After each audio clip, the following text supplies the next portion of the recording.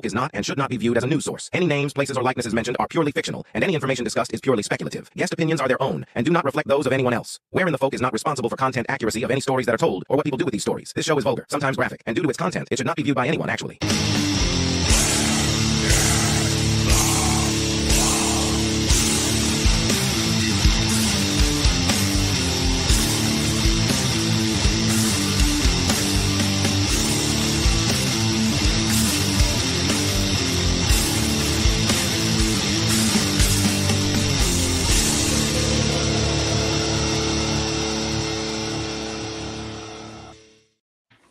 Welcome to another episode of Where in the Folk. I hope everybody's had a great day today. So today we're going to be talking government projects part 2. Cecil thinks there's such a finite amount of government projects. Well, we're going to run out this episort. So, that's my heart. This might be it. The government will shut us down. The government will shut us down. I do have some videos for us to react to before we get started down government projects rabbit holes. All right. These came up between last night and now, so I wanted to play them and get everybody's thoughts. So I'll hit the first one here. Let me just start waving if the audio's off or anything. When the portals were open at the Vatican, there were some strange things caught on camera. Like, what is this? What is this? But check this out now. So on December 26th, as you know, the fifth door was open for the first time in history, they claimed. A lot of people were ranting online because there were cameras inside, and they were like, how did those cameras get in there? That's not the shocking thing about this video. So in this footage, when you see all these people coming into the door, if you steal the frame and take a look, that looks like an alien. These look like beings from outer space. And so the question is, what type of portal were they opening? Was something coming in or was something leaving? That is scary. And this footage, that's not all. This footage right here, look at this. It's like, oh, that's just a little pope over there. Let me zoom in. Wham! What is that? Strange things are going on. Comment below what you think. Click follow. Oh yeah. I mean, how did the cameras get in there? That's my thing. Like somebody, like on the original video, somebody was like, "Have you never heard of drones before?" Like saying that they flew like a fast drone over top of it.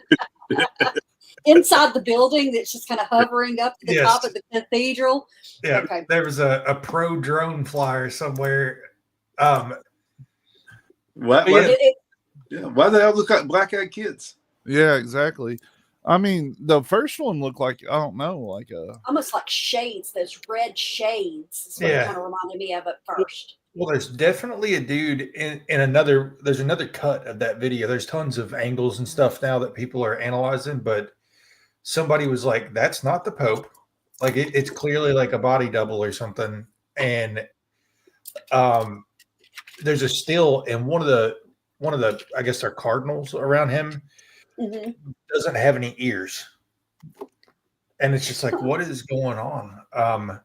So there was that one, and I've got one more. So do you guys remember last year whenever all the fog, like all the crazy fog and spraying was going on across the United States with the weather manipulation stuff? Yeah.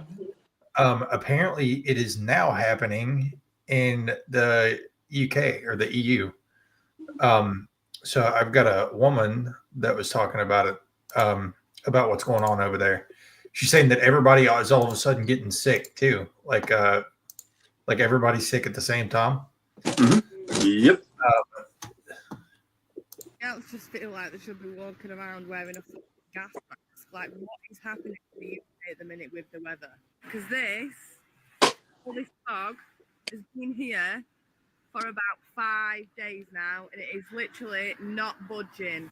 And I have never seen a fog like this, what stayed for longer than 5 days, will not dissipate whatsoever. And I've woke up today with a sore throat. It's obviously the shit that we're breathing in, because I don't feel like this is normal fog. This is some type of chemical fog. And we all know that they fucking hate us and they want us ill and poorly.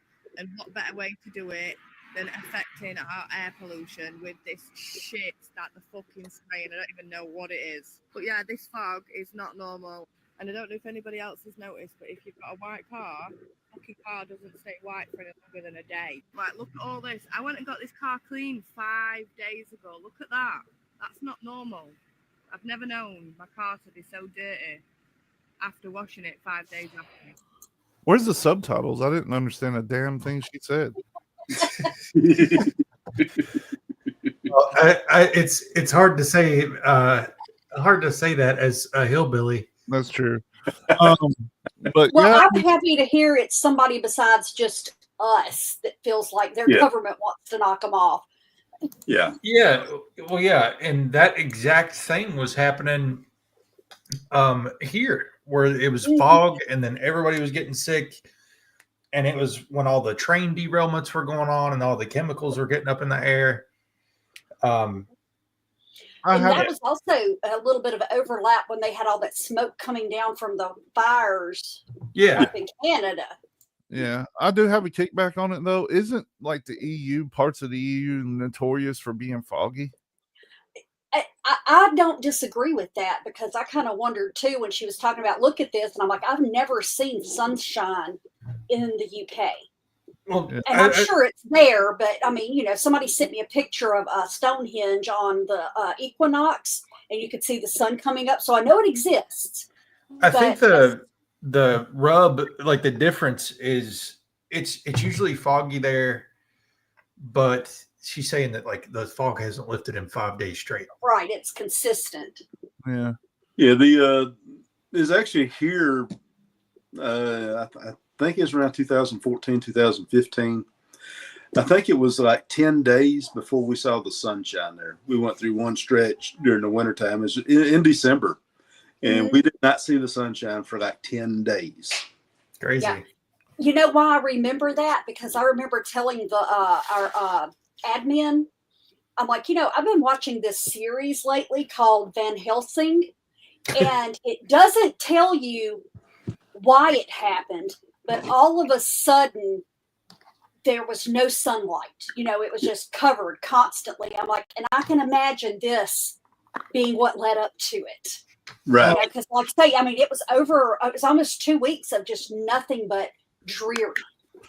It wasn't raining. And the white car thing, we have white cars. They get dirty easy. If I wash it in the yard and I drive it 3 miles in the back, it's dirty. So I don't know about that either. But maybe I don't know. Yeah, well, here this week we've had, I don't know how much rain we've had today. It started raining today about 9 o'clock, and it's still raining right now. And prior to this, we were somewhere between 6 and 8 inches anyway. Yeah. So I figure it wouldn't be surprised if we're up around 9, possibly 10 inches in some areas. Wow. For the week. It's been unreal, the amount of rain we've had. Here's something we had overnight. Let me see what you guys think about this. I'm surprised you didn't have that Pope one from inside. That was inside. No, I mean the one with the baby. Oh, where was this at? Colorado, I believe. But now I'm starting to see things on Twitter and TikTok where people are actually releasing like balloons that are set up to look weird and letting them loose at night with lights on them. Okay. So, but I don't know. That was just the way these kind of plasma-esque things are moving is weird, kind of like a jellyfish. And they're flashing. Yeah. Whereas if I would think if it were somebody like releasing something that it would be just a solid light. Yeah. You think instead so? of those kind of Um, strobes. And other than that, there was only one other UFO video that came up. It was 3 days ago. It was on Christmas. And I don't know what to think about this next one. I'm kind of skeptical. It could be a balloon, but wanted to see what everybody thought. A balloon. A balloon. A balloon. A balloon. Let's see what you think. And then we can get into some conspiracies. Conspiracies. It's moving fast. Yeah, it is.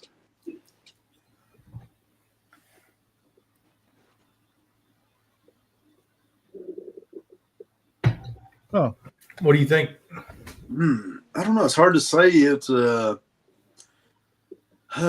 have to go back and check how much wind they actually had that day on Christmas Day in Colorado.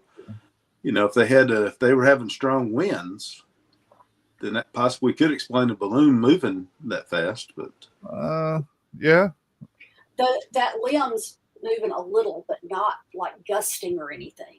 right, yeah, Yeah, it's the beginning is whenever it's like closest, and it looks very uniform, Yeah. like not really balloon-esque. You know what I mean? But it almost looks like a ball bearing. A little bit. Well, Colorado's been busy this week. Yeah, well, that's what I was gonna say too. Is it seems like this stuff is, started in New Jersey. The next couple of days, people started seeing them in the Midwest, and now it's kind of around, the middle of the U.S. where it's most active. Well, that's just left me baffled. I don't know what that would be. That's a good piece. A good piece. mm-hmm. So yeah, we aliens in the Vatican, aliens in the sky. The one when they opened the door and that you could hear a child go, "Help me," was kind of crazy. Stephen was talking about that one earlier. I don't know what that was. Well, there's also people, like the camera that was pointing at him when the doors opened. Like people say that his expressions visibly changed once he saw what was inside, and he started. It looked like he started praying. Yeah. Well, I've heard that. Well, I haven't heard. One of the speculations is, well, I guess I've heard it. That the door open was the one like where Lucifer's cell is. Yeah. I still have to go back and watch the new season or the newest season of that one. Tully and I both watched this all in Spanish. Oh yeah, 30 coins. Yes, 30 coins. I still haven't watched the second one because there were no subtitles when I went into it. And I'm like, okay, I'm either going to have to download an app to translate for me or I'm going to have to wait until I find it with subtitles. Yeah. I don't know if you haven't watched it, it's a very interesting take. Yeah. On what's really going on. Yeah. Yeah. I've watched 3 episodes of season 1. Mm-hmm. I think the Black Pope's real. Yeah. Oh yeah. Yeah. I do too. And like the Pope that we currently have, isn't it like supposed to be the last Pope? It's supposed to be. He's supposed to be the last one, but yeah, that what you're talking about there with that, yeah, they've what I've heard before, with some researchers who've done research in the Vatican and things like that, they claim that there's always 3 popes.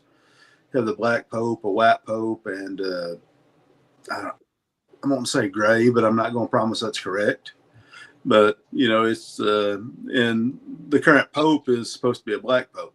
So that sounds very Star Wars-ish. Like you got the Jedi, you got that first picture, that first video kind of reminded me a little bit of a stormtrooper when they first, Yes. Yeah. Yeah, and that one crazy looking picture there, that one in the corner, I don't know, maybe I wasn't seeing it clearly enough, but it reminded me of like the elongated skull or something like that, from South America. Yeah. No. Yeah. Yeah. I definitely think there's something going on there for sure. Yeah, that first one was crazy. And I mean, people's gonna blame it on like frames per second and stuff like that, but I've done a lot of editing in my life, and it's like that just seems like something you would intentionally put in if you're wanting it to look like that. And so I don't know what that is. Like they all look like black-eyed kids. Like Steve, they literally did, and that's not a frame per second issue. It's not a glare issue. Yeah. Yeah. Anytime I've ever seen that many adults black-eyed, it's not a good place to be. Yeah. That reminds me of a I did a screen capture on a video you sent me. Oh, what was it? A couple months ago? It was like a news anchor. Whenever you zoomed in on the eyes, and the eyes were just like crazy. Yeah, it was a regular news segment, and the dude's eye turned black in the middle of it. Yes, I want to see if I can find that screen capture. It's but in the last little bit, we were hearing that the USS Eldridge reappeared. Yeah. And that was in the news for like a day. Yeah. So I wanted to bring the Philadelphia experiment to talk about tonight. Do it. What did you guys bring? I brought Project Bluebeam. Oh yeah, I've got a list of. I've got. Okay. I have mannequin. Blue beans. Blue beams. So the Philadelphia experiment may be one of the most grotesque experiments of all time. And our government has never, I don't think they've ever officially acknowledged it. They try to say that it was just an urban legend. But there was a secret U.S. Navy experiment during World War II on the USS Eldridge. And within the experiment, the claim is that they were basically trying to use or create cloaking technology to cloak from radars and even the naked eye. So they were trying to figure out a way to make ships invisible, for lack of better terms. Loose lips ships. The original claimants that this was going on was individuals named Carl M. Allen and Morris K. Jessup in the 1950s. But according to what we know, on October 28th, 1943, the Eldridge, which was a Cannon-class destroyer, was conducting top secret experiments designed to win command of the oceans against the Axis powers. They were trying to create technology that would render naval ships invisible. And while they were doing this, witnesses claimed that an eerie green-blue glow surrounded the hull of the ship as her generator spun up, and then suddenly the Eldridge disappeared. So think, I guess, Event Horizon, right? Like it just blips. But the ship was then seen in Norfolk Naval Shipyard in Virginia before disappearing again and reappearing back in Philadelphia. The documents stated that the Eldridge crew were affected by the events in disturbing ways. Some went insane. Some developed mysterious illnesses. It's booping when you're hitting stuff, Cecil. I thought I turned that off. Booping loud. But I'll do it. The craziest thing is that some of the ship's crew were said to have been fused into the ship, still alive. Yes. But with limbs sealed into the metal. Yeah. Which is also very Event Horizon. Mm-hmm. So a reason why the Eldridge story gained so much momentum, in 1944, an article for the Journal of Scientific Exploration, there was a gentleman that theorized that deep-seated imagery is key to planning a hoax. So this is where they immediately started calling disinformation on the experiment. Tesla was supposedly involved in this as well. We covered this a long time ago on a long lost episode. But Tesla knew that there was going to be fusion of like limbs into metal and things like that. So he developed a something they could wear, like a bracelet or a necklace or something, to keep them from fusing. And the story goes that the government said it cost too much, so they just didn't make them. Yeah. Yeah. That's interesting. And that's what makes me feel like it's true, because they'll spend $100,000 on a toilet seat, but something that's going to be useful, they're like, we ain't got the budget for that. Yeah, a $15 billion aircraft that doesn't work. Yeah, exactly. Yeah. I remember it was in 84, I think. A movie came out called The Philadelphia Experiment. I think it had Michael Pare in it. And that's what actually got me kind of started on conspiracy theories.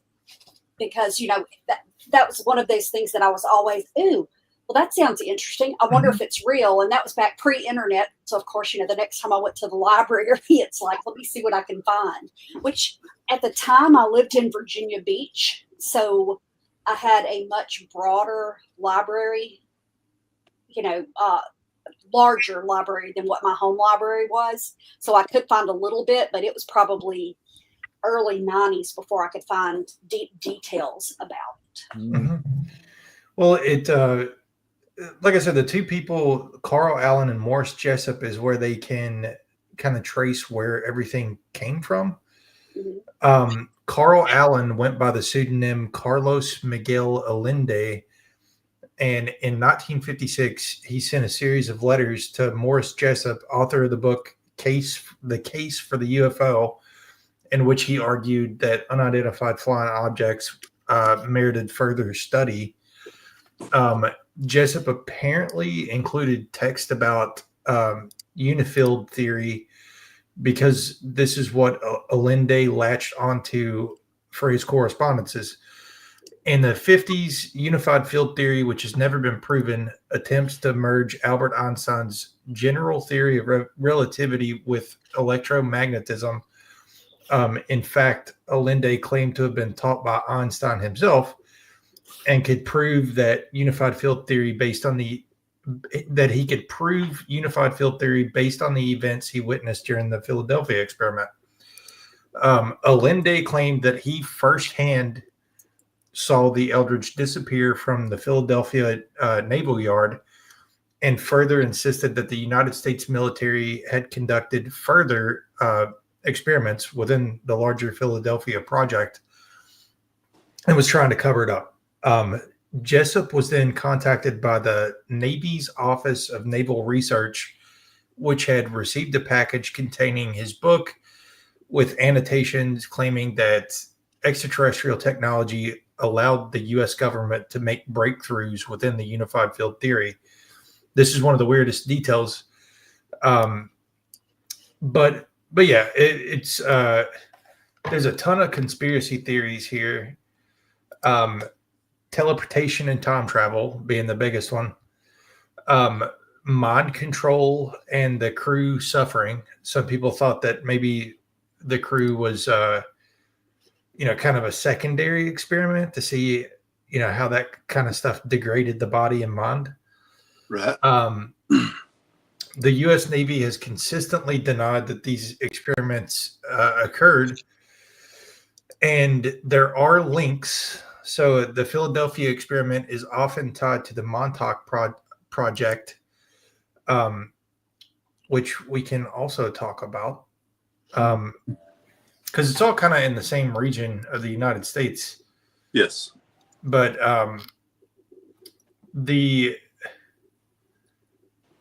I believe Preston Nichols was the big source of the Montauk Project theories. He authored a series of books that started with the Montauk Project's experiments in time in 1992. But basically, it wasn't just invisibility that they were working on within the Montauk. They were basically trying to open interdimensional portals. And the Montauk Project is what Stranger Things is based on, the show. Including the beast that came through, because there is the Montauk monster. Yes. Right there. And there's been several of these things that have washed up around there. There's been lots of people debunk it, but you can obviously tell there's something weird going on there. Yeah, definitely. It's some people said, well, it's just a coon with no hair, but I don't think so. A coon doesn't have that little hooked beak. No, it does not. So the big things here for the Montauk Project were they were working on mind control and psychological warfare, experimenting on unwitting subjects, including children, to control thoughts and emotions. They were using electromagnetic fields with drugs, very similar to MK Ultra, to create sleeper agents. There were rumors that there had been a development of a time tunnel, basically like a Stargate, except it would take you to a point in time instead of a place. Well, that'd be fun. They do teleportation. Yep, teleportation, very similar to what we were talking about yesterday with the quantum stuff. Have you watched that show with James Franco on Hulu, 11/22/63, whatever? It's kind of like that. He goes into the rabbit hole and comes out at the same time every time. Yeah. Yep. I enjoyed that. That was a good one. Another big seeded thing in this was they said that it was all, especially the time travel stuff and teleportation, was all reverse engineered alien technology, or Nephilim, depending on your school of thought. Yeah. There was the Montauk chair, which was a device that purportedly amplified psychic abilities, and it was used to manifest objects and creatures. So again, think Stranger Things. And then, of course, the Montauk beast.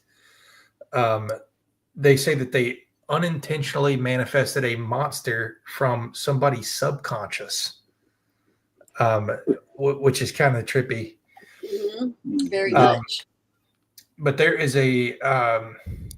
there's an account that I got from somebody who actually resides there. His name's Joe Lafrino. He's worked at the wild, craggy eastern tip of Long Island, now called Camp Hero State Park, for 18 years. He knows about the theories and that it inspired Stranger Things. But he says that this is a place that's dominated his life and his nightmares. He said he didn't believe any of it until 2 years ago. He was hypnotized for about 40 minutes by a certified hypnotist, and all these memories came flooding back. Apparently, he said that they did a very, very bad thing to us out there. We were just little kids. They had no right to experiment on us. It was a very dark, evil thing. And he believes that he was abducted and abused during the summer of 1980 and possibly during the summer of 1981 when he was 12 or 13. He recalled under hypnosis that a local boy whom no one knew very well invited him to bike to the base. The first time, he said that there were two men waiting dressed in civilian clothes, and they ushered the boys into a sunken house on the base. Later, he said that he and the other boys were brought underground through Battery 113, one of the sealed gunneries left over from World War II. Says he remembers lying on a table with wires coming out of him like electrodes, and they analyzed us like animals. He said that there were up to 50 other kids there and believes that some of them were later killed. So yeah, he I guess didn't understand all that, and some of that came back. But yeah, there's a lot of stuff going on around that area. It's not the Montauk is like within spitting distance of one of the government's animal hybridization factories. Plum Island. That's crazy. Plum crazy. So if you don't know about Plum Island, they do bioweapons research there since the Cold War. That's where Lyme disease was created. Strange animal sightings there as well. People have seen the Montauk monster that Cecil was showing a minute ago. They've seen that around Plum Island. There were a bunch of scientists brought there during Operation Paperclip, which was to, integrate former Nazi scientists into our own ranks. The big one, I think, there was Eric Traub. He was a Nazi virologist specializing in animal diseases. But yeah, there's been human experimentation there as well. And there are also conspiracies of researching highly infectious diseases for, not good reasons. Yes. But I think the island's done though. Like I think they basically destroyed it with diseases and stuff. Yeah. No. That was made to protect farmers, ranchers, and the National Food Supply. That's why they started doing those researches. Yeah.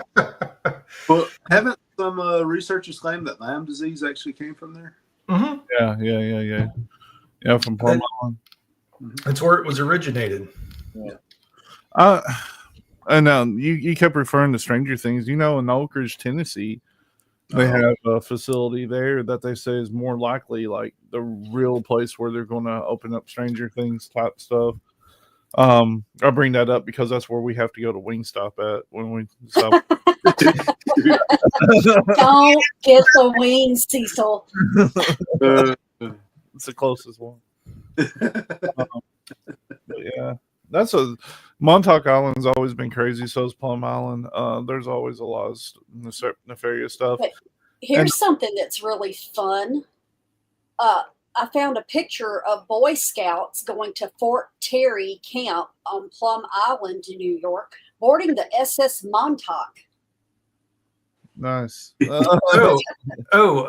So Lyme disease suddenly surfaced 10 miles from Plum Island in Old Lyme, Connecticut in 1975. Yeah.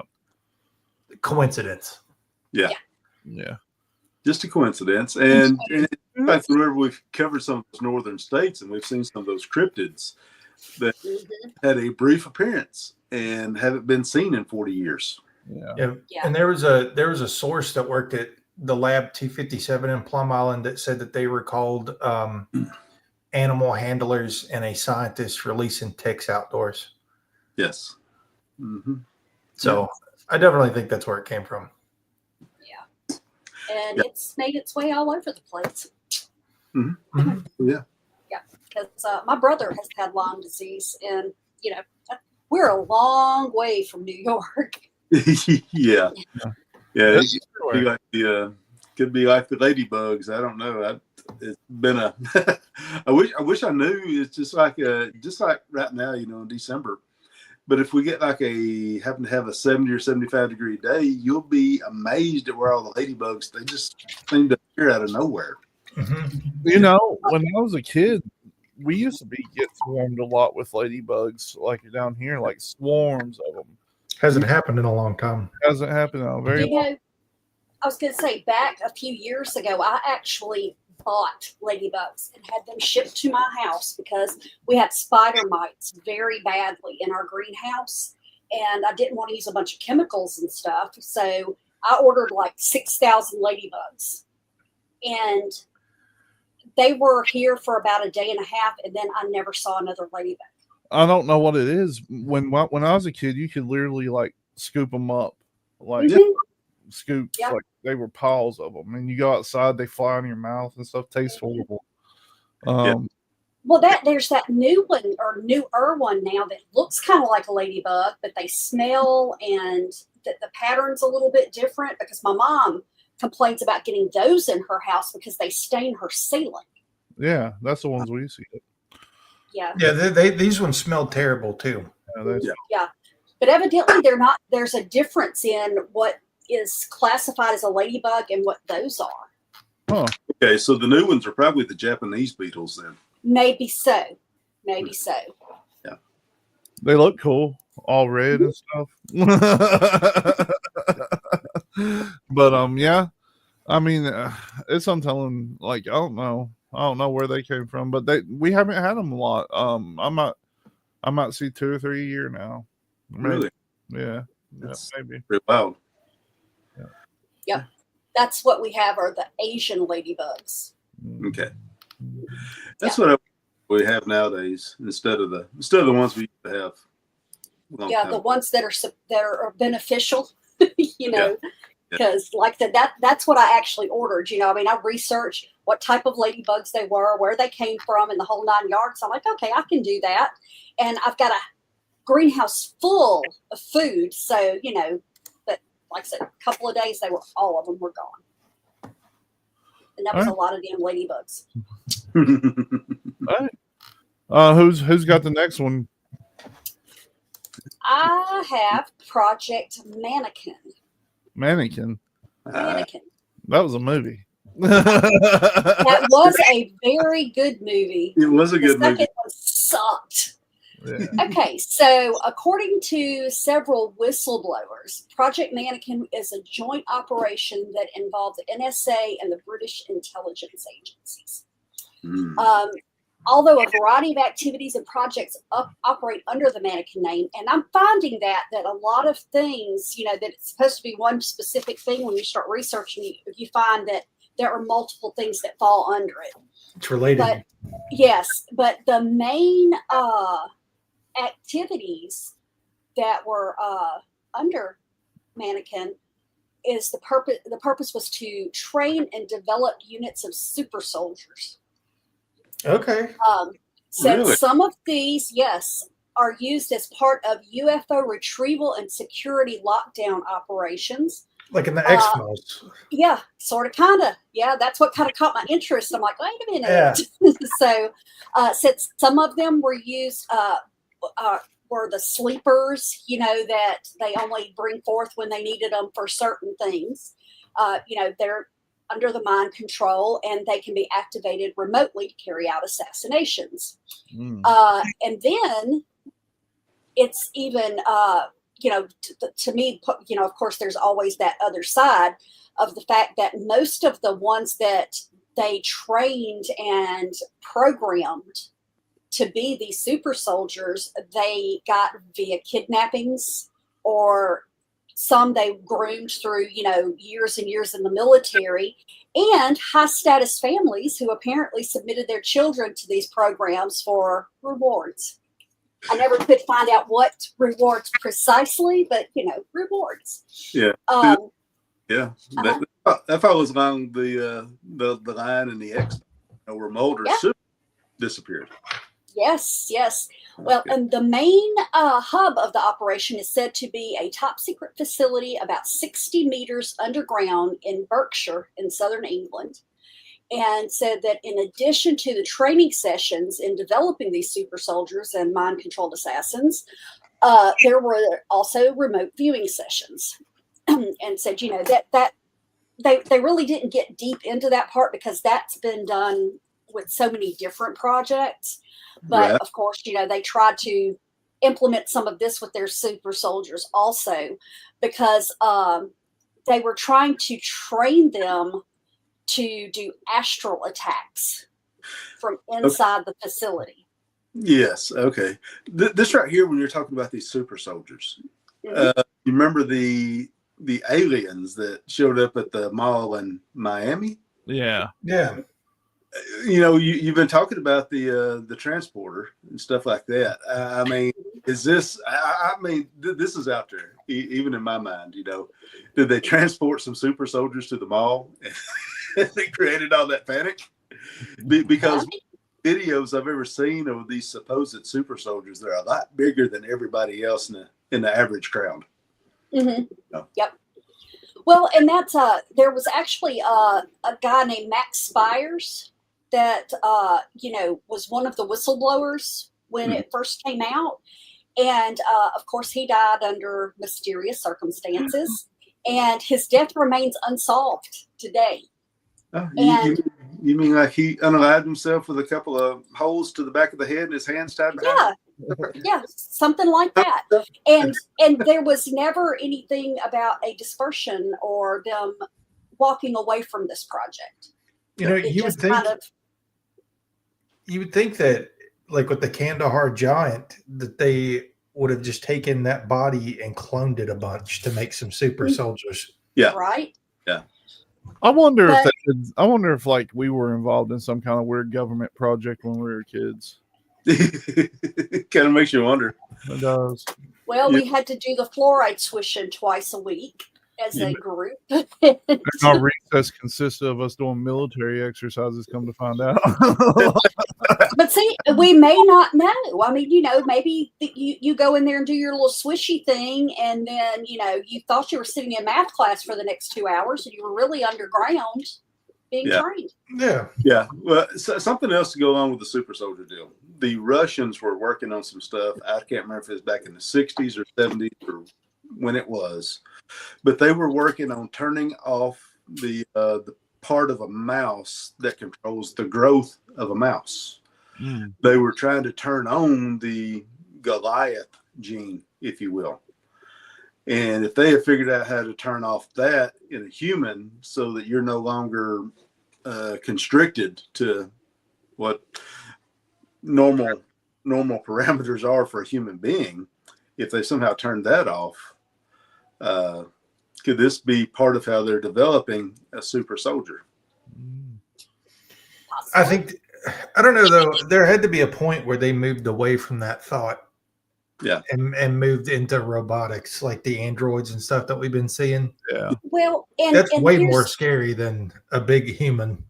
Well, and here's my thing though too, with making people extra large and all of that, they're gonna stand out. If you want something or somebody that's going to blend in, you're gonna take your average Joe. I mean, you guys are tall, but you're not. I'm not gonna look at you and go, "Oh my God, he might be a super soldier," No. Yeah. So I feel like that's the one thing that I kind of disconnected from on the whole thing with the X-Files, were all these big beefy super soldiers, Right. because I feel like that's just so out there, that's something that's gonna be noticed. Whereas, like I said, if you want somebody to get in there and do the job, that you want someone who's going to blend a little better.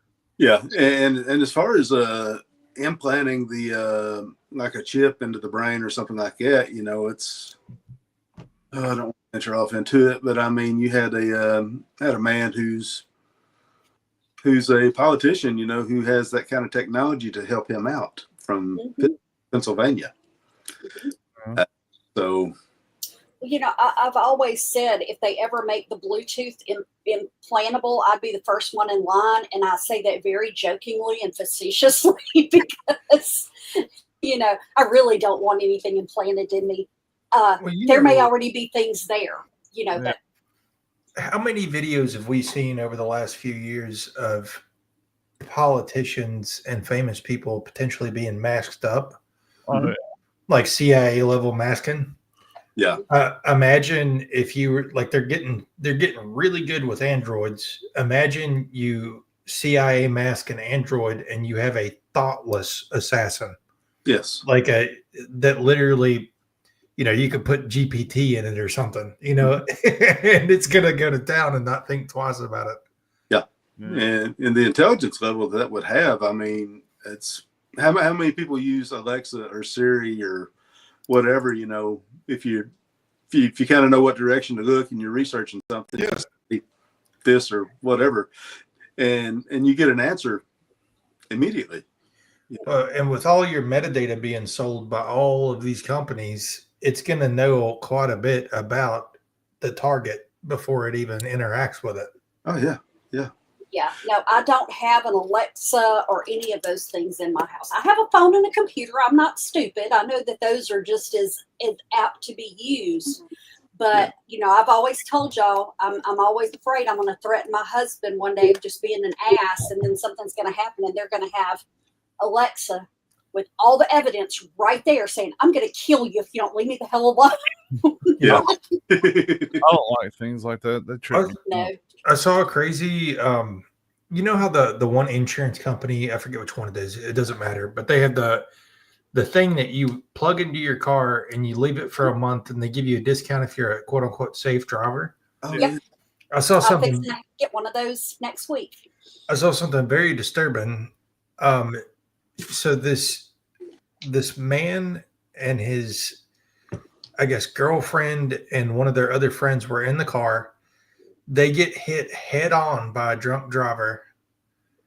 The drunk driver lives. The driver lives. The dude's girlfriend and his friend are both dead. Yeah.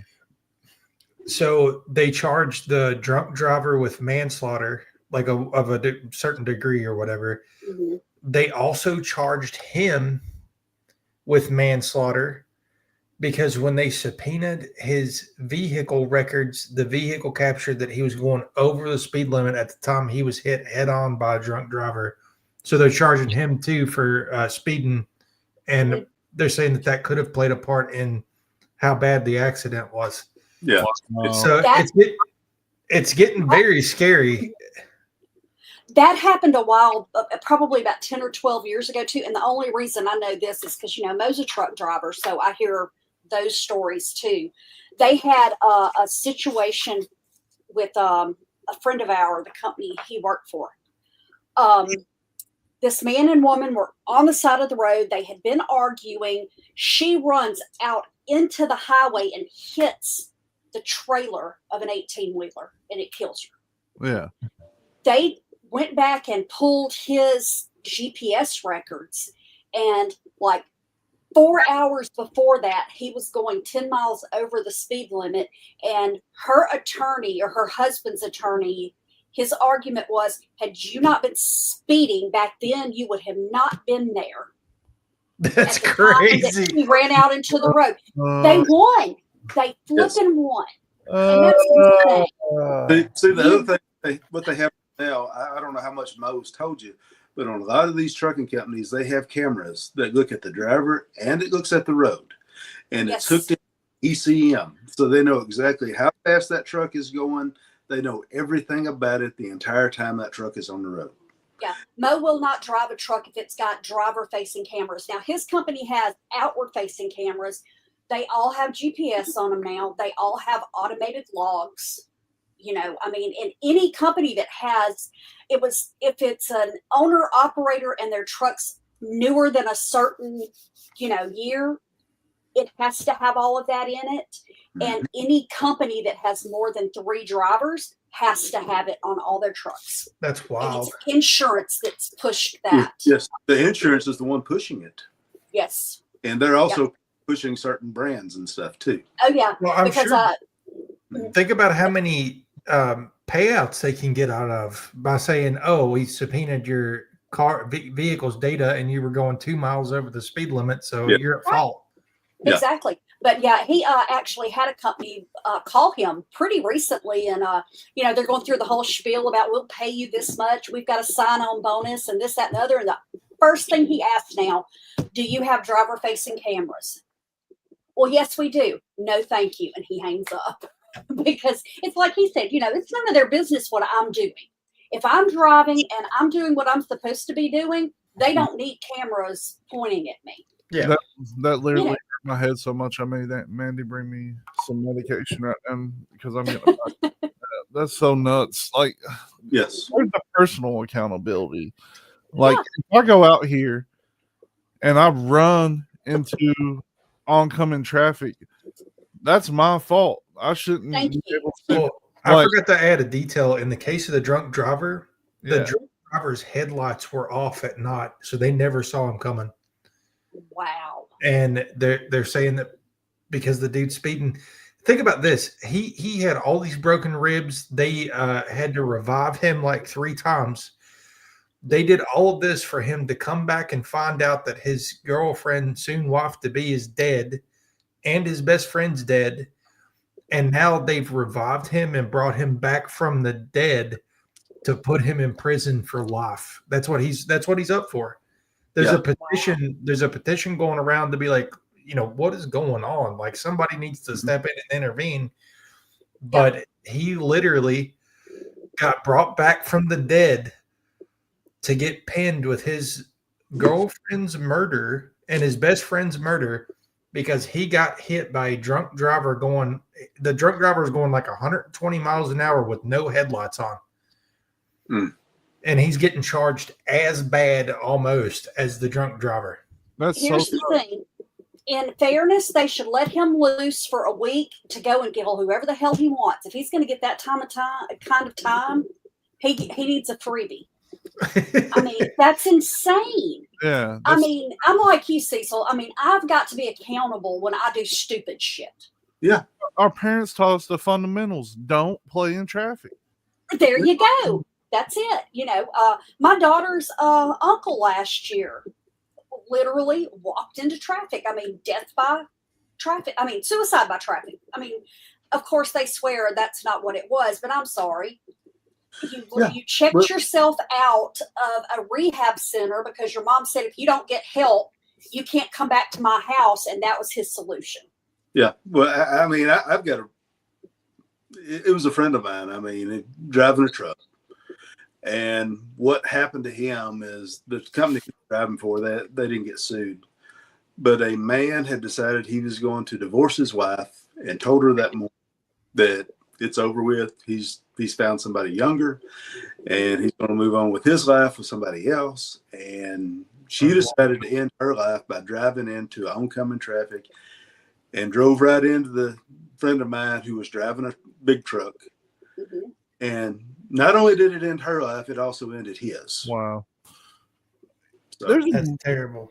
I don't condone like suicide in any fashion, but there's better ways to get that accomplished. That ain't going to hurt innocent people in the process. Yeah. Oh no, man, that's so crazy. Like, and the fact that people's getting charged with stuff now, like, oh well, if you've been going 10 miles slower when you're supposed to be, you would have been like a mile behind. Like, that's right. That's stupid. Yeah. Speed limits are suggestions anyway. Right. Well, see, we have a doctor down here, his wife, and this has been 35 years ago. He's a doctor. His wife was a microbiologist, and their child passed leukemia, one of those tragic childhood diseases. This microbiologist grew her own basically disease to commit suicide with. The only person it affected was her. And I agree with you.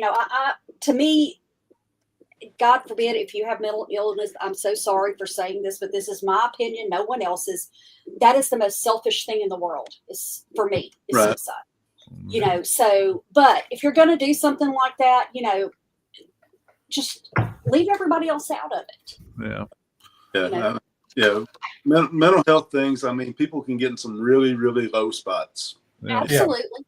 I totally get that. But, it's always, for the most part, going to be a permanent solution for a temporary issue. Yeah. Because there's not a person in this world that I know that I'm close to that I wouldn't say, pick up the phone, call me, come to my house. If you just need to bitch and raise hell and just need somebody to listen, I'm here. Yeah. But, I know that doesn't work for everybody. But, Yeah. And whenever you look at that right there, Tully, it's just like that man. Because he was above the speed limit, they're trying to stick him for life. Mm-hmm. And look at all the lawsuits. Just like the woman that ran into a trailer of a truck. Mm-hmm. The truck had already made it past, ran into the trailer. Yeah. And that company got sued over that. What does that do to rates and everything else? We wonder why we struggle financially as a country. Whenever you look at all this type of stuff that goes on, along with all the inflation, it makes a lot of sense as to why people make more money now than they ever have, and they're still just as broke. Yeah, they ever were. Yeah, and that's a good segue. and the Project Bluebeam. No, Right. no, for real though. If you have mental health, seek out help. Yeah. Agreed. Please do Yeah, that. absolutely. I've had to do it. It sucks. Mhm. Having to tell people stuff that you don't want to tell them, but it has to be done sometimes. Yep. So Project Bluebeam. I feel like this one has become more mainstream in the last couple of years with everything that's been going on. This is I never can pronounce his name because I think it's French, but spelled like not the way I would think that was pronounced. Sergei Monas or Monet. Good enough. M-O-N-A-S-T. Works for me. Yeah. So Project Bluebeam first was kind of introduced to the public in his book, Project Bluebeam, in 1994. Now, he was a legit journalist during the 70s and 80s, and he's an active member of the Social Credit Party. Monet was so just a quick overview because we could go on like for 2 or 3 hours about Project Bluebeam from beginning to end. I'm just on a quick hit. Hopefully, we'll revisit one day. So a little thing about him, after he released Project Bluebeam, there was real strange things that happened to him. He was arrested in 1996, spent one night in jail, and then the next day he died of a heart attack at 51 years old. Before his death, he claimed he was being pursued by government authorities and local police for his works and networks of prohibited information. When I did this research, I could never find why he was arrested anyway. But this kind of ties into another person that's kind of associated with Project Bluebeam we'll get to later. But what is Project Bluebeam? So essentially, Project Bluebeam is NASA's going to attempt to implement a new age religion with the Antichrist as its head and start a new world order via technology simulating the second coming of Jesus. Primary thing. But Yeah, I can go on about that part for a while. Yeah. Because that right there, all that fits right into biblical stuff. Yeah, I mean it does. And I'm sorry, I'm going to take over the conversation for just a minute. All right. See, the only place in the Bible that it talks about what this Antichrist is going to look like, his right eye is going to be dried up, and his right arm is going to be dried up. So he's going to have a wound of some type. It seems to be that this is going to be the one who was thought to be dead and then brought back to life. It's crazy whenever you go to look at this right here. You know, everybody's got all these picks for the Antichrist, but if you go to putting all this together, it's the Antichrist is probably an unfortunate name because there's a bunch of different names that describe this person that's going to appear at the end times. You know, the other crazy thing is that he's going to sit in the temple of God claiming that he is a God above every other God that's ever existed, above every Hindu God, above Allah, above any and every God that's ever been. He's going to claim that. And for the Jews, see, with the Jews in the Bible, you know, it's talks about whenever Solomon dedicated the temple that was built, after they made the sacrifice, well, fire came down from heaven and it consumed the sacrifice. Mm-hmm. This guy's going to have the ability to cause fire to come down from heaven because animal sacrifices are going to be reinstated here sometime in the future. You know, who knows what PETA or other groups are going to do with that. I'm sure that's not going to it's not going to be popular at all. Yeah. Yeah. So, I mean, all this stuff, it all fits right in this Project Bluebeam, you know, and some people have the idea that it's probably going to be an alien of some kind, you know, which would not be a foreign, which is, I mean, that actually fits too, for this guy to be part alien or something. You know? Yeah. Yeah. I mean, that's kind of where it all comes into, because it comes into 4 stages. And when you start going through the stages of it and where we're at in history right now and everything that's happening, you're like, oh crap. You know what I mean? I was like, So step 1, the first stage, it requires a breakdown of all archaeological knowledge. So this will be accomplished by faking earthquakes at precise locations around the planet. Gee, happened last year in Turkey. Exactly. Fake new discoveries at these locations will finally explain to all the people the error of all fundamental religious doctrines, specifically Christianity and Muslim doctrines. So that's the first step. And it seems like they're strategically destroying certain things from history, and certain things from history they're making come to light.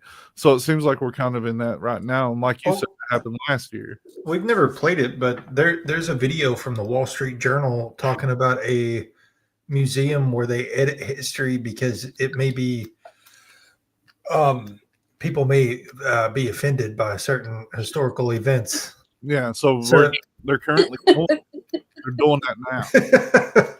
like that's like when they what did they say, like a year ago they were going to start editing 1984 because people thought some of the themes were offensive. Yeah. Right. You know, and I can't tell you how many times I've posted a meme that says, people, it wasn't a suggestion.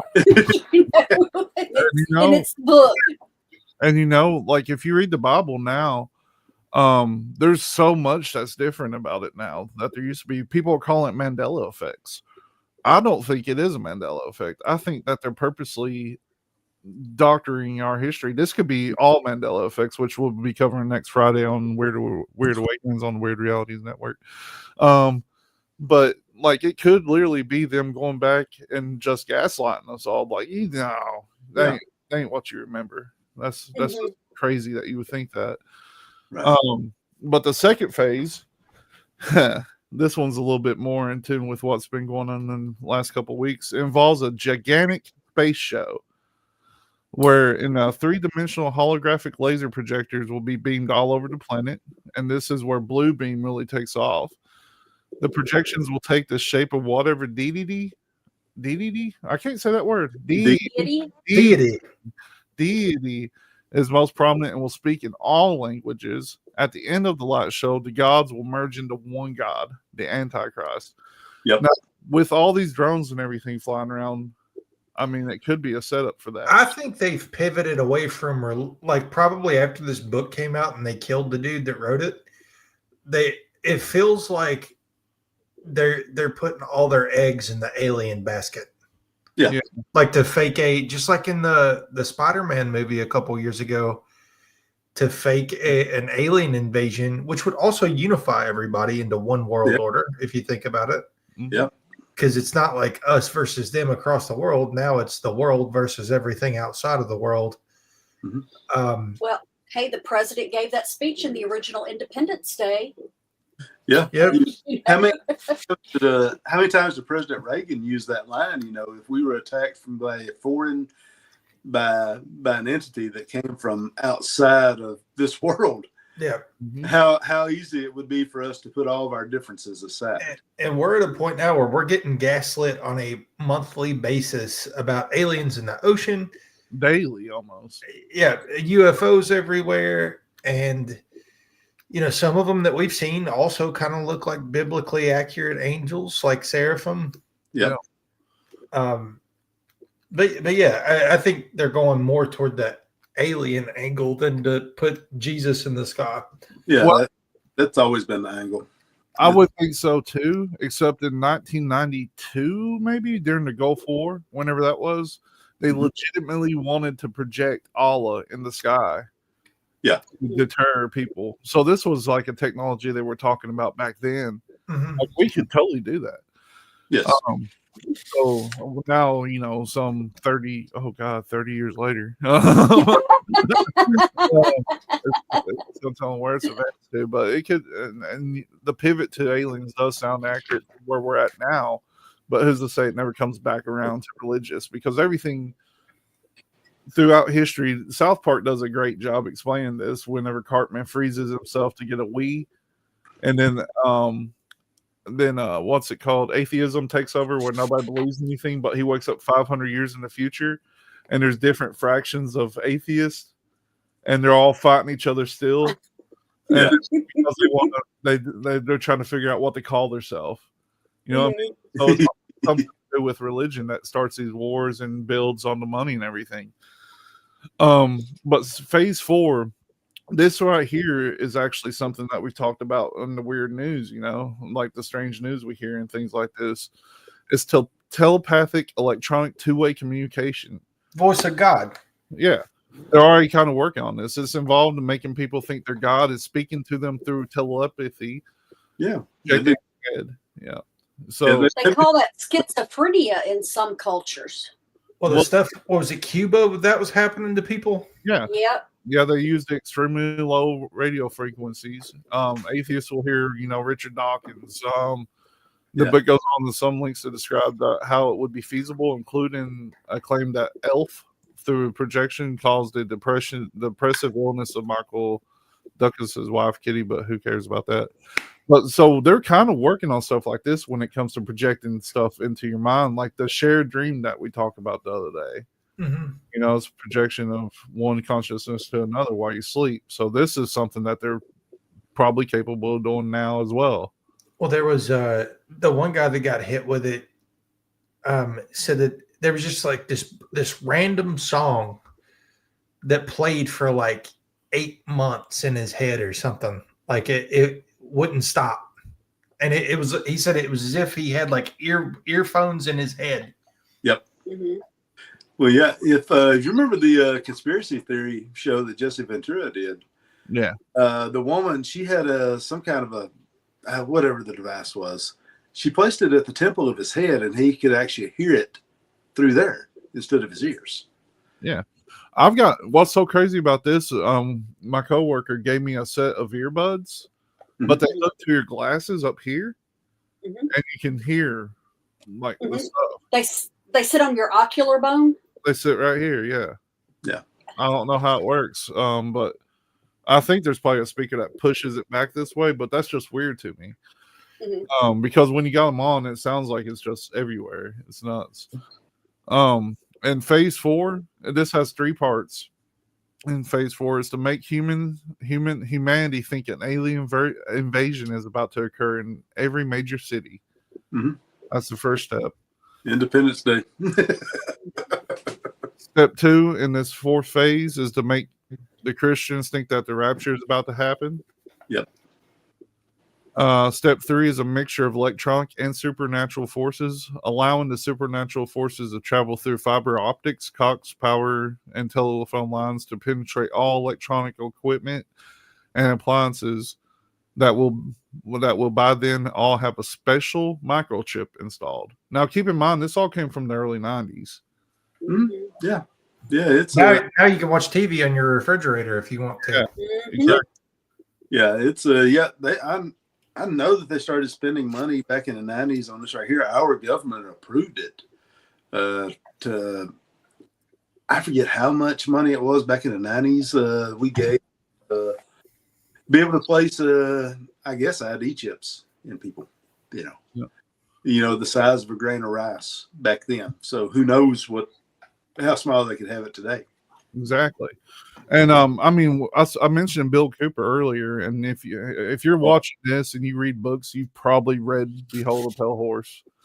It's usually most people's first introduction into things like this.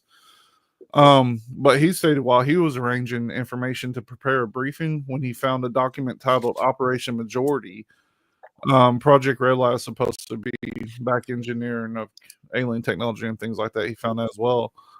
Bill thought that this was not what they were doing. Bill believed that there was a plan from 1917, which I'll get to a quote here that you'll be like, what the heck? On or before that created artificial extraterrestrial event to create one world government. So that plays straight into Project Bluebeam. And Bill Cooper, when did he write Behold a Pale Horse? Like in the 70s? I think so. I think when it was like 76 or something. Yeah. 19 well, that's the movie. Never mind. Yeah, the movie was 1964. But maybe even older than that. I think the movie Behold a Pale Horse is probably about like a Western. 1991. 91. Yep. Is that when Behold a Pale Horse came out? Yeah. William Cooper, now, wasn't he the CIA? Yeah, he was naval intelligence. Yeah. You want to hear a funny thing about Behold a Pale Horse? You know where I found my first copy of Behold a Pale Horse at a bookstore? Yeah. In the religious books. Really? They didn't know what it was, and it was put next to Bibles. Uh-huh. Nice. I was like, this is a conspiracy. Probably in the right section. It would have been in the correct section there. That's okay. I have this app on my phone that I keep a catalog of all the books I own and all the movies I own. And you can usually just either scan the barcode that's on the book or the movie and it'll pop in. But occasionally you have to go look one up. Well, we have a copy of the movie Black Sheep with Chris Farley and David Spade. That's a good movie. Yeah. Evidently, there is a horror film by the same name that was released in Australia. And I was just flipping through my movies one day and realized that I did not have Tommy Boy as that Black Sheep movie.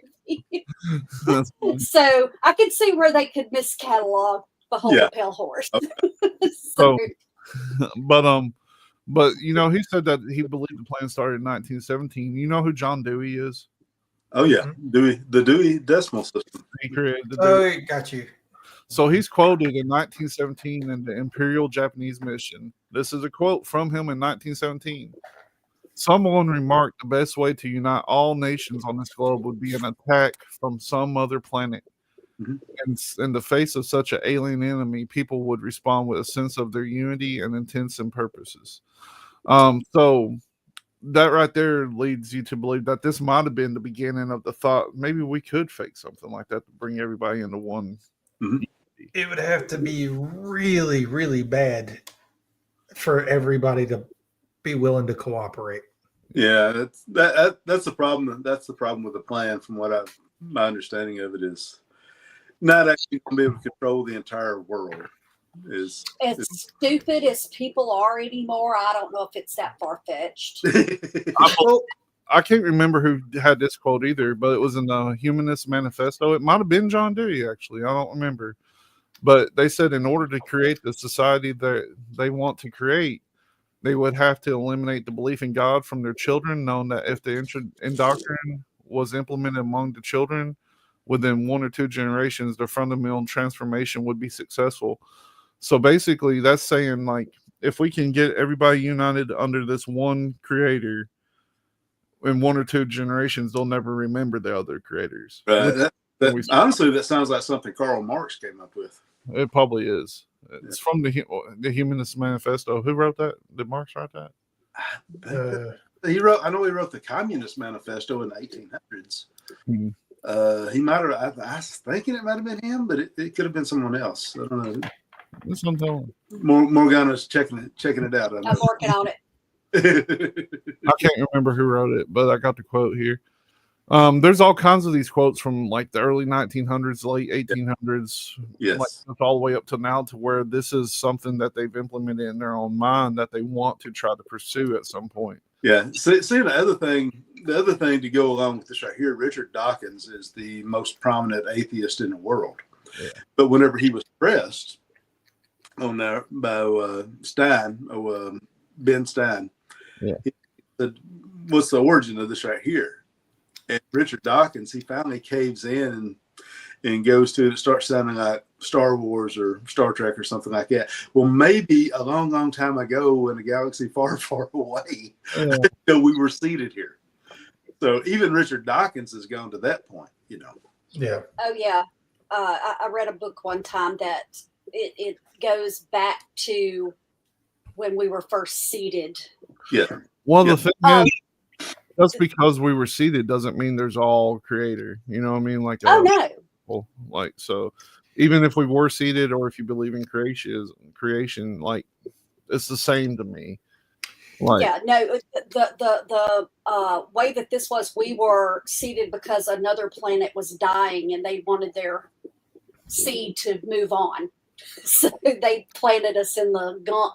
You know, I heard a crazy theory recently that they found text, or I guess an interpretation, where the Anunnaki were actually displaced, like that they may have been Atlanteans. Could have been. And that they were just renamed Anunnaki by, it might have been the Sumerians. Yeah. Because you know, it would have been when it sunk or whatever, and they were displaced, and they brought technology, and that's how everything gets kind of translated into Anunnaki. I hate to tell you, brother, Atlantis never sank, and I really hope Stan comes back to explain that to you. Okay, the Humanist Manifesto was written primarily by Roy Wood Sellers and Raymond Bragg and was published with 34 signatories, including philosopher John Dewey. Yeah, so that's another Dewey quote then. It was a good after Marx. Yep. Yep. Good deal. Yep. That was about 1933. Yep. But that's basically Project Bluebeam in a nutshell. There's a lot more to it. You know, we could go on for 2 or 3 hours about Project Bluebeam. Yeah, you know that big budget that NASA has had for decades and decades and decades. What exactly have they been working on? This right here makes a lot of sense as to what they spent the money on. 100%, because I mean, all 4 stages can be done now, I believe. Yeah. You know, and you know, as far as to me, my thought, I don't know. I'd love to hear y'all's opinion on it. But the upper atmospheric aerosol injections, you know, how good would that work for 3D holographics? Yeah, exactly.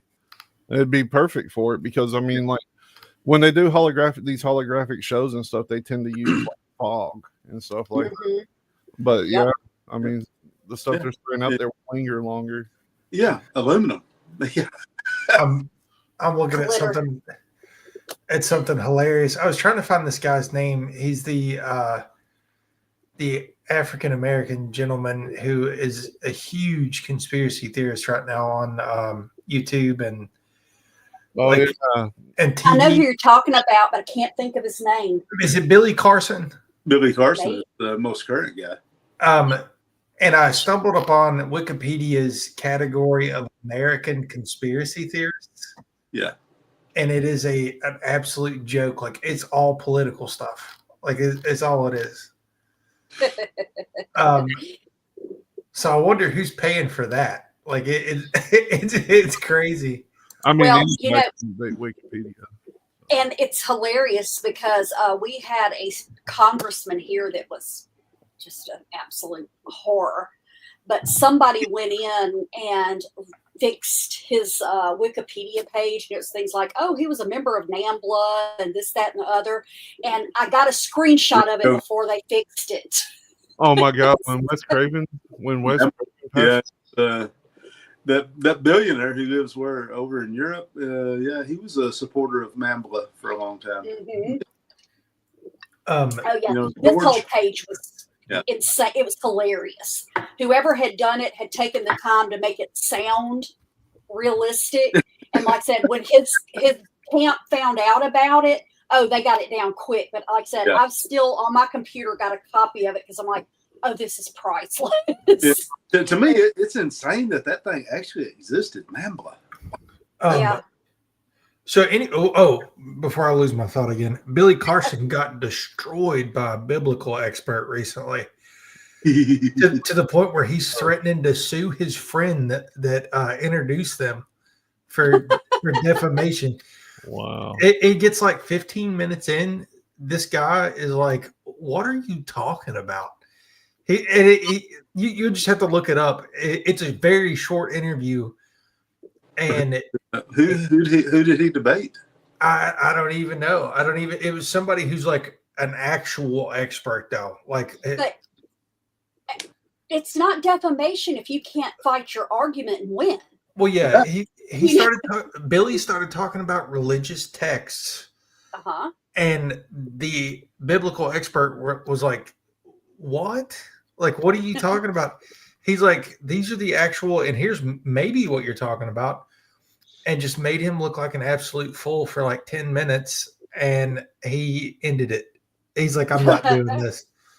Well, because that was his whole thing is like, I'll debate any religious expert, blah, blah, blah. And then proceeds to not do any research and get destroyed. But that would be like the three of us. And Stephen, this is totally meant as a compliment.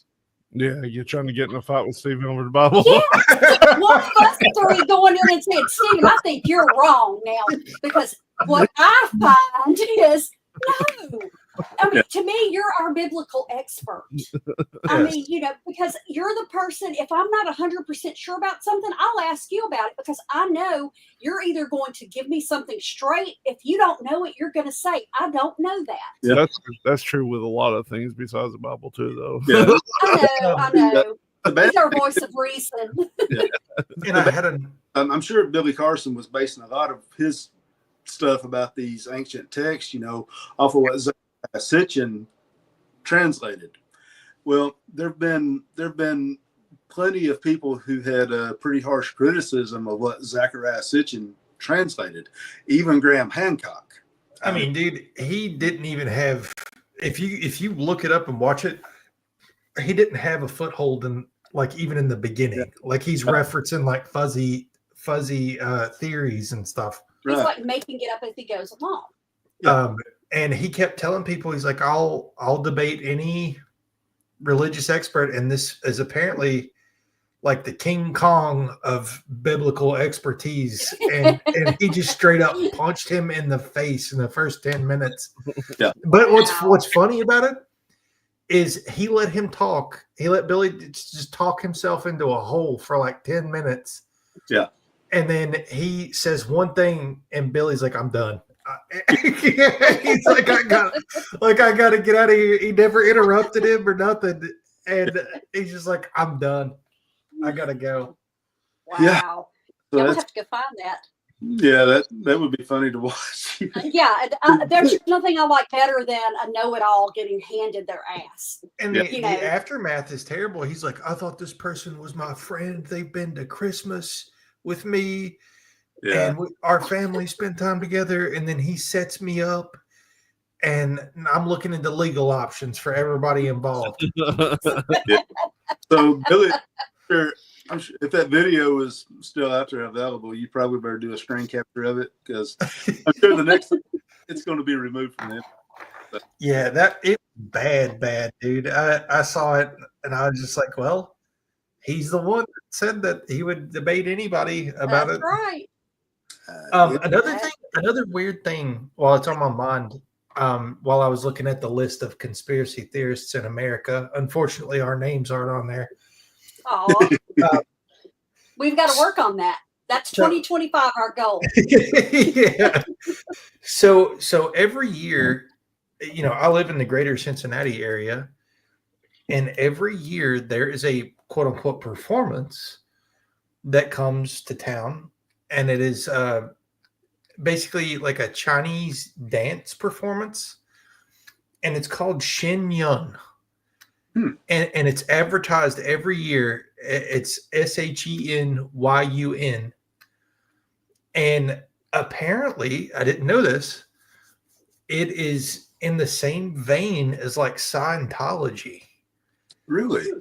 And Xin Yun, like as the conglomerate, was a political seat or like a political seated operation in China. And as you know, China is not really friendly to that sort of thing, like different ideas. Right. So they were basically going to take them all out and put them in slave camps and stuff. And they fled to America and now travel America doing these dances and stuff. And you'll notice all these famous people and politicians will go to these events and give them money and talk to them. And I don't know what the whole deal is about what they get in return, but the Xin Yun performances apparently, from everything I understand, is a group of people who have been exiled from China for they were going to be political opposition. Well, I tell you what, Some people say it's a cult is what I'm getting at. Yeah, I mean, that very well could be. It's man. Yeah, opposition. That's definitely frowned upon in China. You remember the video that surfaced, I don't know what, a year or so ago about the former ruler of China and Xi Jinping pretty much just told him, "Get out. You don't have a seat at the table." Yes. Yeah. Well, and nobody blinks an eye. Like everybody thinks, slavery's been ended around the world, but there's still a population of religious slaves in China. Yeah. The last numbers I've seen, I can't remember the exact figure, but they're way higher now than they've been in like 1,000 years. Yeah, there are reports of suicide nets around the buildings that the people work in. So, that's crazy. Yeah, that says a lot.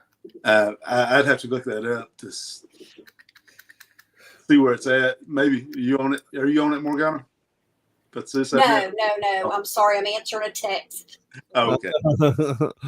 But what project did you bring, Steven?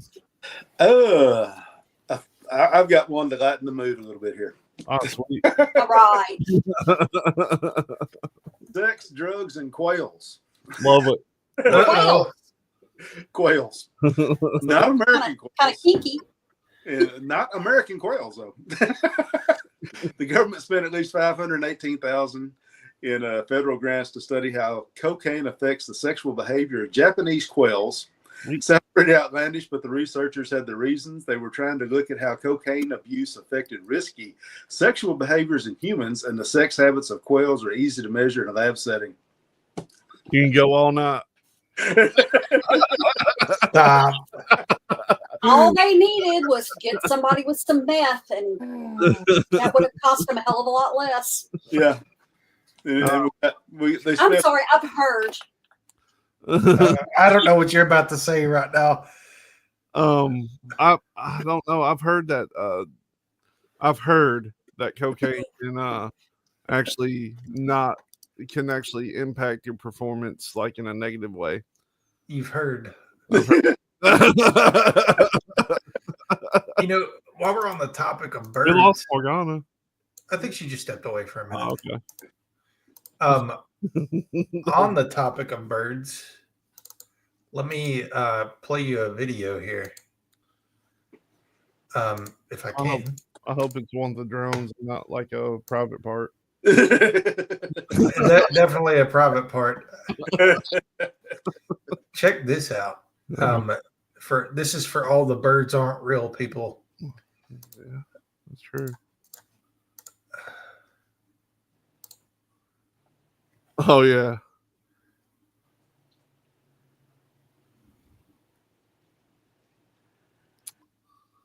I mean, that's not new.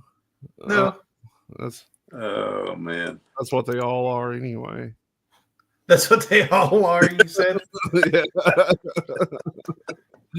I don't know. Like, I don't know. Oh, I know from earlier, if you've been watching this whole time, Steven brought up the newscaster and actually said, I've got that picture pulled up. Okay. So he was broadcasting and then it kind of glitched into this. Yeah. Because if you look right here, it also glitched out. But I don't understand this because, I mean, it looks like a legit eye in a dark room. Like, it looks like the lighting's different. Yeah. How would they do that? Skinwalker, dude. All the news anchors are just aliens. Yeah. It's called They Live. It's a documentary that everybody needs to watch. Look at his ear. Like, it morphed. Yeah, but the eye on that side didn't.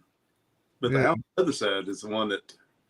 So to me, that's just that's just really, really odd. It was even more odd in real time in the video. Yeah. I mean, if you mentioned the video where you could have watched the video of this happening in real time, that would have been. And it wasn't even anything weird related. It was just normal video. Yeah. It looks like his pendant there on his coat is like maybe a local Channel 7 News or something, Yeah. So this would have been like a local station somewhere. I don't know. They hide everywhere. He looks like one of those bags that used to hang on the bathroom wall at Granny's house. You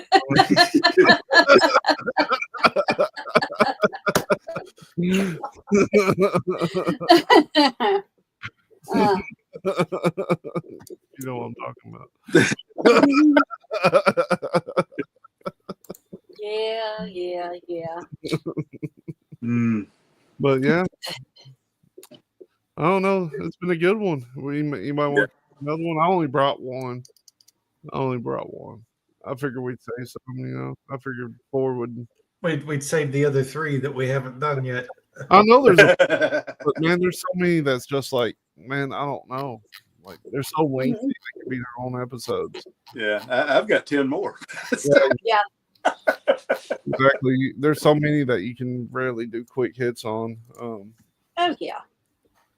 Well, and maybe that's what we do next time is have like say a big one that we, all kind of research a little bit and then do some of the little small ones before or after. Yeah. I don't think you could have a full episode out of cocaine birds, but No. Well, you could, but it's going to get way deeper and out left field than we probably want to go. We're going to end up talking about recipes by the end of the show. Yeah, there you go. There you go. We haven't talked about food in a while.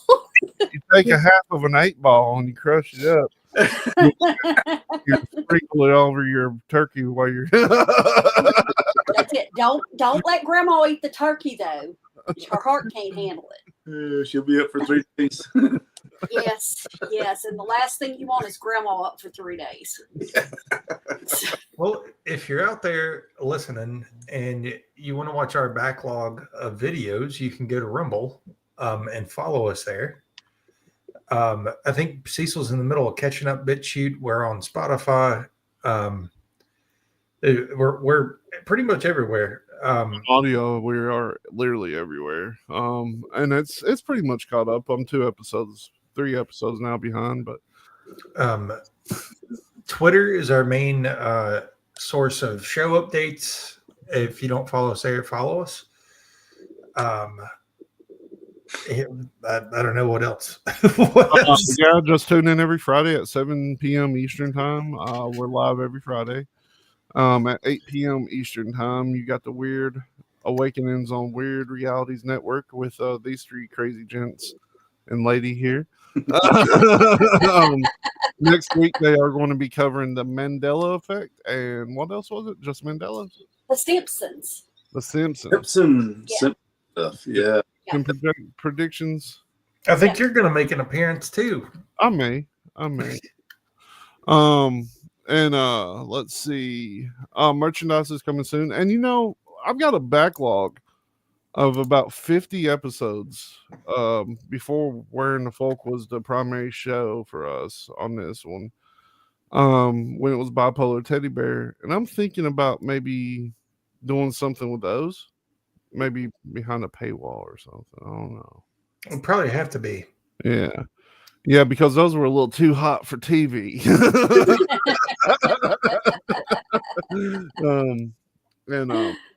Merchandise should be coming soon. I just got to figure out where we're going to sell it from.